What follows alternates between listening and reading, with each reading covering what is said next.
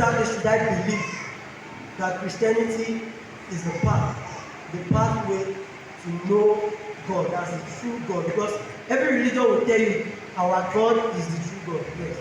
So why exactly do we believe? Why exactly is our own God, Jesus Christ, the one and only God, as we present, as we preach to others, and as we believe? Why exactly is that? Thank you for this question.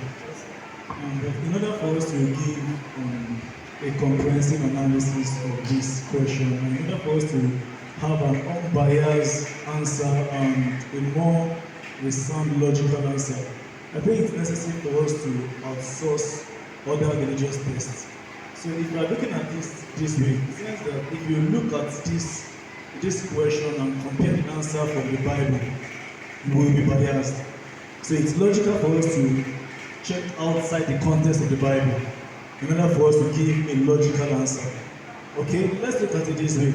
The first thing we are going to discuss is, should I say, the context of creation from this religious belief system. Though we have different religious belief systems around the world, but let's narrow it down to three.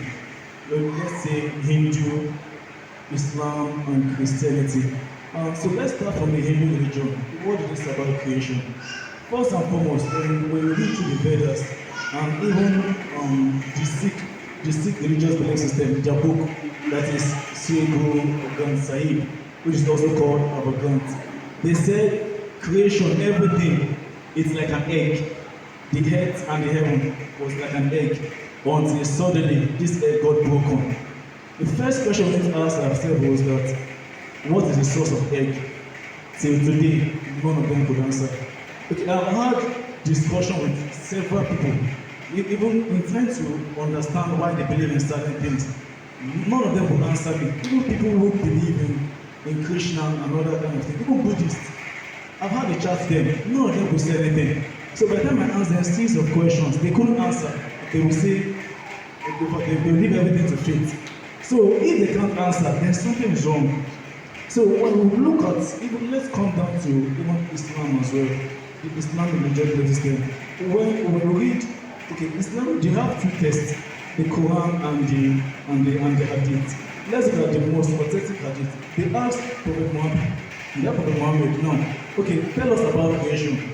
What did Allah create first? How did He create it? Then He said, in the beginning there was nothing except Allah. And remember, He said there was nothing. Then He said, then Allah created His throne, and His throne was upon the water. After that, He said, then He created the heavens and earth. The question we need to ask ourselves now is that, what is the source of the water?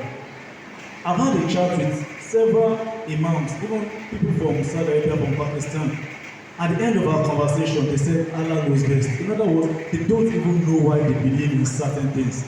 And even if you come back to even when you come back to certain things about creation as well, that how was this universe created, none could answer. They'll tell you this, they'll tell you that, they'll tell you that. But when you come to Christianity, God created the heaven and the earth. When you look at the book of Psalm, chapter 148, verse 1 to verse 5, said, God commanded and everything came into existence. That is, God created everything by the power of His word. And if you look at that also, let's debate a little bit from that also. The second line of discussion now is that, let us consider the description of who they call God. The description of who they call God.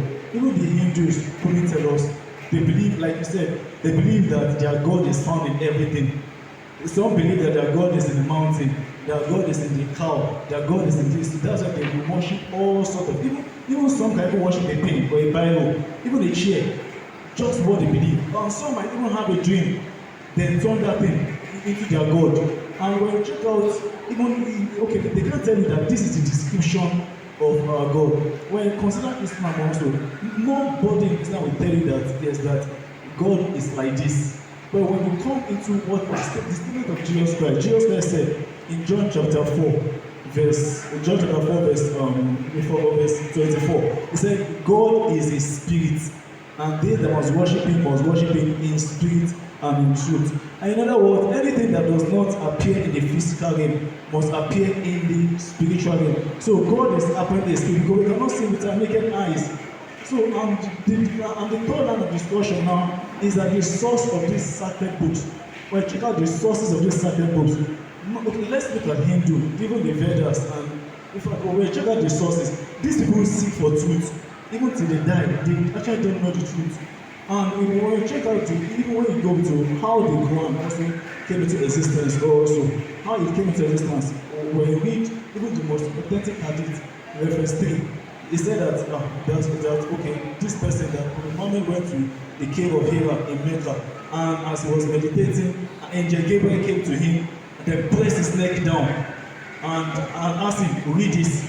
He said he couldn't read. The angel pressed, assaulted physically, then the angel left him. And the second time, the angel came into him again, pressed his neck, pressed him, okay, read this. He said he couldn't read. The third time, the angel pressed him again and said, read. That's when he could read it. When you look at that narration, angel Gabriel came to Mary and he said, peace be unto you. He came to Zechariah, he said, peace be unto you. He came to Daniel, peace be unto you. He came to even Hagar, the mother of Ishmael, said, peace be unto you. He came to Joshua. He was actually bringing, the first thing he needed to do was to eliminate every altar of fear because of their appearance and ensure that they actually receive him with a peace of mind. But in this case, angel Gabriel needed to press him down and assault him physically. So that was how the Quran was revealed. When you look at it, it doesn't sound logical, but when you look at the Bible itself, the Bible told us that all scriptures are given by the inspiration of God. When you read from Genesis to Revelation, you could see a certain consistency in scriptures.